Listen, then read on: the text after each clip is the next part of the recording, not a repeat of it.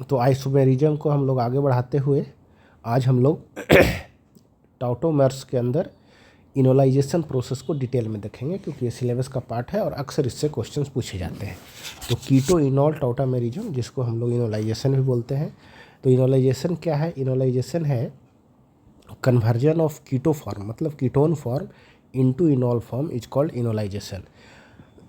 तो हम लोग टॉटोमर्स में कुछ एग्जाम्पल्स इसका देखे थे। अब हम लोग इनोलाइजेशन के अलग अलग फैक्टर्स हैं जिस पे इनोलाइजेशन वेरी करता है, कैसे प्रोडक्ट डिपेंड करेंगे उसको हम लोग देखेंगे। पहला फैक्टर है structural factor, thermodynamic factor, electronic factor, isotopic factor, effect of solvent and reagent. तो सबसे पहले हम लोग स्ट्रक्चरल फैक्टर देखेंगे। तो इनोलाइजेशन होने के लिए सबसे इम्पॉर्टेंट बात है कि वहाँ पे अल्फ़ा हाइड्रोजन होना चाहिए। मतलब कि अगर हमारे पास ये हमारा कीटो फॉर्म है तो इस कार्बोनिल ग्रुप के बाद के कार्बन के पास हाइड्रोजन होने चाहिए। अगर हाइड्रोजन होंगे तभी इनोल फॉर्म बनेगा, अदरवाइज नहीं बनेगा। जैसे अगर हम लोग इस कंपाउंड का एग्जाम्पल लें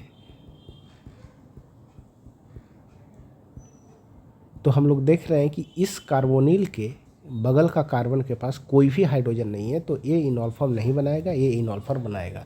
तो स्ट्रक्चरल बेसिस पे इनोल बनेगा या नहीं बनेगा कीटो फॉर्म से, ये पूरी तरह इस पे डिपेंड करेगा कि अल्फ़ा हाइड्रोजन है या नहीं है। तो हम लोग कुछ एग्जांपल देखें। जैसे यहाँ पे नंबर ऑफ़ अल्फ़ा हाइड्रोजन 3 है, हाँ तो बनेगा।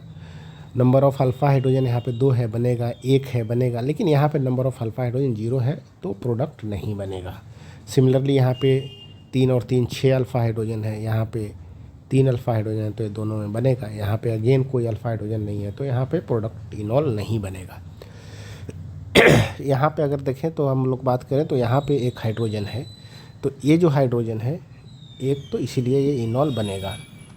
यहाँ पे एक हाइड्रोजन यहाँ होगा, एक हाइड्रोजन यहाँ होगा, तो ये 2 हाइड्रोजन अल्फ़ा हाइड्रोजन है तो इनोल बनेगा।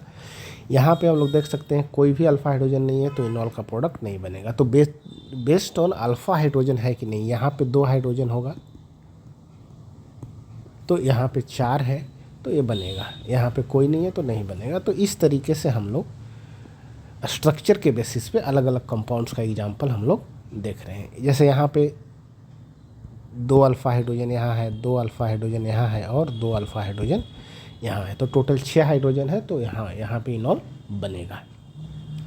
तो आप लोग फ्रेंड्स अपने खुद से जिस जिस केस में इनोल बन रहा है उस केस में इनोल जितना पॉसिबल इनोल है वो आप बना के देखिएगा, इससे आपको कॉन्फिडेंस आएगा टॉटोमर्स के इनोलाइजेशन प्रोसेस में। अब एक इम्पॉर्टेंट बात यह है कि जहाँ पे कंजुगेशन बढ़ता हो इनोल बनने से, मतलब कंजुगेशन का मतलब पाई इलेक्ट्रॉन्स का मूवमेंट पॉसिबल हो जाता हो, वहाँ पे कंपाउंड का स्टेबिलिटी बढ़ता है। जैसे यहाँ अगर हम इसकी बात करें, इस कंपाउंड की, तो यहाँ पे इनोल अगर हम बनाएंगे तो यहाँ पे ये जो कार्बोनिल कंपाउंड है ये यहाँ पे movement of pi electrons possible है कंजुगेटेड, इसीलिए ये स्टेबल है अल्फ़ा हाइड्रोजन। लेकिन जब हम यहाँ से इनोल प्रोसेस में जाएंगे तो एक कुमुलेटेड डबल बॉन्ड होगा, तो यहाँ पे कोई भी पाई बॉन्ड का मूवमेंट नहीं होगा, इसीलिए लेस स्टेबल होगा। तो यहाँ पे भी इनोल का फॉर्मेशन फेवर नहीं करेगा। क्यों? क्योंकि स्टेबिलिटी डिक्रीज कर रहा है। लेकिन अगर हम इसकी बात करें, इस कंपाउंड की बात करें, तो यहाँ पे एक अल्फ़ा हाइड्रोजन है, तो इस अल्फ़ा हाइड्रोजन से ये हम बनाए हैं। तो यहाँ पे क्या होगा कि एक कंजुगेटेड तो है ही, साथ ही साथ यहाँ पे भी एक कंजुगेशन में है, तो यहाँ पे फॉर्मेशन पॉसिबल है। तो इसके बेसिस पे हम लोग अलग अलग एग्जांपल्स देखे हैं। जैसे ए और बी है तो यहाँ पे ए के स्थान से कोई भी इनोल नहीं बनेगा, क्योंकि अल्फ़ा हाइड्रोजन होना चाहिए, यहाँ पे बनेगा तो ये बना है, यहाँ पे पॉसिबल नहीं है। तो आप इस केस में भी अलग अलग कंपाउंड्स को देख सकते हैं। एक इम्पॉर्टेंट ये है कि ये हमारा कार्बोनिल ग्रुप है, यहाँ पे ए अल्फ़ा हाइड्रोजन पार्टिसिपेट किया है ड्यू टू कंजुगेशन और यहाँ फेनॉल बना है। तो आप इस एग्जाम्पल्स को भी करके देखेंगे। तो ये है स्ट्रक्चरल फैक्टर्स। थर्मोडाइनेमिक फैक्टर क्या है? अकॉर्डिंग टू थर्मोडाइनेमिक्स, अगर कोई एलिफैटिक कीटोन है वो ज़्यादा स्टेबल होता है देन एलिफैटिक इनॉल से। लेकिन अगर एरोमेटिक है तो इनॉल फॉर्म ज़्यादा स्टेबल होगा एरोमेटिक में कीटो फॉर्म से। तो हम इस दोनों का एग्जाम्पल देखेंगे।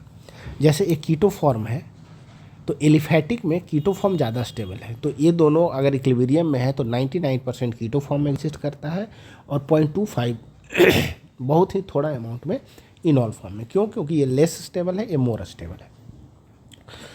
बट अगर एरोमेटिक फॉर्म पॉसिबल हो बनने के बाद, जैसे यहाँ पे एक कीटो फॉर्म है और इसको अगर इनोलाइजेशन करवाएंगे तो ये हमारा एरोमेटिक कंपाउंड बन जाएगा। एरोमेटिक कंपाउंड जैसे ही बनेगा इसका स्टेबिलिटी बहुत ज़्यादा होगा, इसलिए जब हम इस कंपाउंड की बात करें तो 98% इस फॉर्म में एग्जिस्ट करेगा, ओनली 2% इस फॉर्म में एग्जिस्ट करेगा। इसीलिए इसको अगर डिटेल में समझना हो तो हम लोग देखेंगे अलग अलग हाइड्रोजन को लेके। जैसे पहले ए हाइड्रोजन को लिया तो ए बॉन्ड आया, फिर इस हाइड्रोजन के लिए तो ए बॉन्ड आया, एंड देन इस हाइड्रोजन को लिए तो ए बॉन्ड आया, तो ये एरोमेटिक कंपाउंड बन गया जो कि मोर स्टेबल है। तो अगर इनॉल फॉर्म एरोमेटिक बन रहा है तो वो मेजर प्रोडक्ट होगा, और अगर एलिफैटिक फॉर्म में है तो कीटो फॉर्म मेजर प्रोडक्ट होगा। तीसरा फैक्टर है electronic factor. Electronic factor important इसीलिए है कि हम लोग जानते हैं कि इनोलाइजेशन के प्रोसेस में हाइड्रोजन का रिमूवल होता है, तो जितना ज़्यादा एसिडिक हाइड्रोजन होगा उतना इजी रिमूवल होगा, और वो एसिडिटी ऑफ हाइड्रोजन डिपेंड करेगा कि जो अल्फ़ा कार्बन से ग्रुप लगा हुआ है वो इलेक्ट्रॉन डोनेटिंग ग्रुप है या इलेक्ट्रॉन विथड्रॉइंग ग्रुप है। अगर इलेक्ट्रॉन डोनेटिंग ग्रुप है तो अल्फ़ा हाइड्रोजन का एसिडिटी कम जाएगा, और एसिडिटी अगर कम जाएगा तो एनोलाइजेशन टेंडेंसी घट जाएगा, क्योंकि अल्फ़ा हाइड्रोजन वहाँ से निकलेगा आसानी से नहीं। लेकिन अगर इलेक्ट्रॉन विथड्रॉइंग ग्रुप है तो इलेक्ट्रॉन डेंसिटी को हम अल्फ़ा कार्बन से वो अपने तरफ खींचेगा, तो हाइड्रोजन जो होगा अल्फ़ा कार्बन पे, अल्फ़ा हाइड्रोजन, उसका एसिडिटी इंक्रीज करेगा और उसको रिमूव होना ईजी होगा, इसीलिए इनोलाइजेशन टेंडेंसी बढ़ेगा। तो इलेक्ट्रॉन विथड्रॉइंग ग्रुप में positive charge density on carbonyl carbon decreases, so acidity of alpha hydrogen decreases, so enolisation process also decreases. But if it is electron withdrawing group, जो electron अपने तरफ खींचता है, then positive charge density और carbonyl carbon increase करेगा, इसीलिए acidity of alpha hydrogen increase करेगा, इसीलिए इनोलाइजेशन टेंडेंसी भी इंक्रीज करेगा।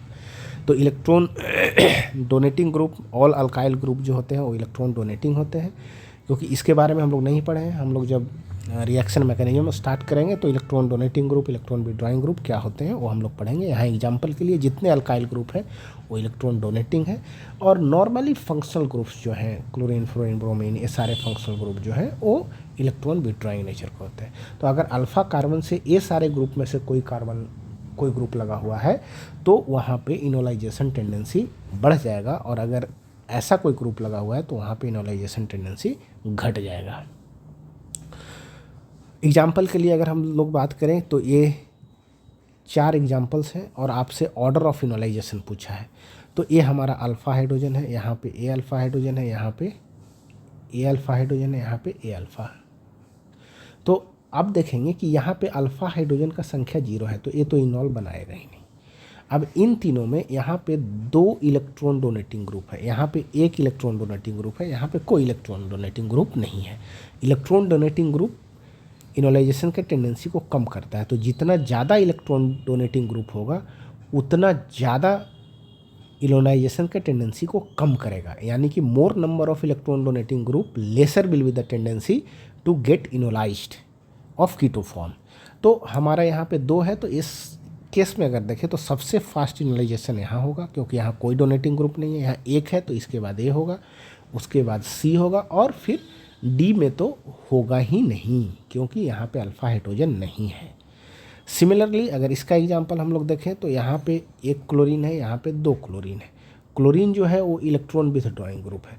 इलेक्ट्रॉन विथड्रॉइंग ग्रुप जो है इसका इनोलाइजेशन टेंडेंसी को बढ़ाता है। तो इनोलाइजेशन, तो ज़्यादा number of electron withdrawing group है, इसका मतलब ज़्यादा इनोलाइजेशन होगा, तो सी का सबसे ज़्यादा होगा, फिर बी, फिर ए। सो इस ऑर्डर को निकालने के में मदद करता है हमारा इलेक्ट्रॉनिक फैक्टर, कि वहाँ से इलेक्ट्रॉन डोनेटिंग ग्रुप लगा है या इलेक्ट्रॉन विथड्रॉइंग ग्रुप लगा है। फ्रेंड्स, हम समझते हैं कि आपको अच्छे से ये समझ आ रहा होगा।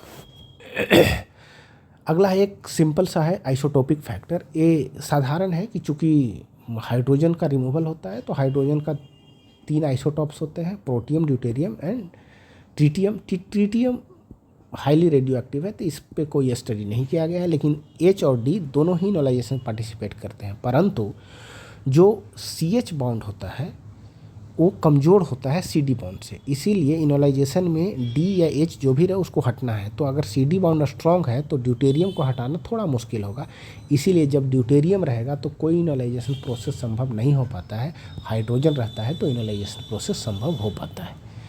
अगला फैक्टर है सॉल्वेंट। अगर नॉन पोलर सॉल्वेंट, आप समझ पा रहे होंगे कि इनोलाइजेशन के केस में ये आयोनिक फॉर्म में बनता है, इनोलाइजेशन आयंस बनते हैं, और आयोनिक फॉर्म में जब भी कोई आयंस कंपाउंड्स होंगे तो वो हमेशा पोलर सॉल्वेंट में फेवर होंगे, क्योंकि पोलर सॉल्वेंट उस आयन को स्टेबलाइज करेगा। तो क्या होगा कि जितना